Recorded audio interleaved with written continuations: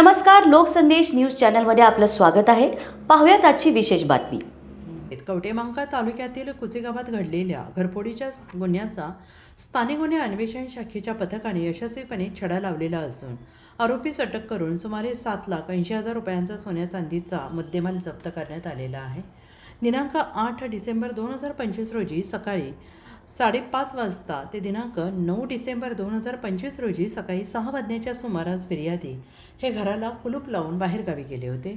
गावावरून परत आल्यानंतर त्यांच्या घरातील सोन्या चांदीचे दागिने चोरीस गेल्याचे निदर्शनास आले. या प्रकरणी कवटेमहांकाळ पोलीस ठाण्यात अज्ञात चोरट्याविरोधात गुन्हा दाखल करण्यात आला होता.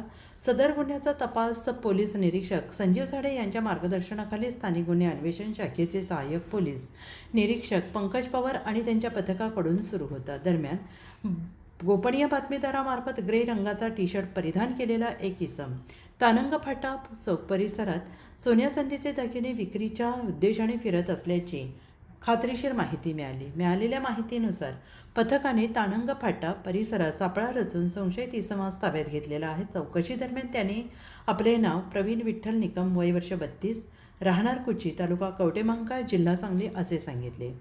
पंचांसमक्ष अंगझडती घेतली असता त्याच्याकडून सुमारे 7,80,000 रुपये किमतीचे सोन्या चांदीचे दागिने जप्त करण्यात आले. या चौकशीत आरोपीने कबुली दिली की फिर्यादी हे त्याचे नातेवाईक असून ते बाहेरगावी जाताना घराची चावी ठेवण्याची जागा त्याला माहीत होती आणि त्याच संधीचा फायदा घेऊन त्यांनी 3-4 दिवसापूर्वी कुलूप उघडून घरफोडी करून दागिने चोरी केल्याचे मान्य केले. सदर आरोपी आणि जप्त मुद्देमाल कवटेमहांकाळ पोलीस ठाण्यात जमा करण्यात आला आहे.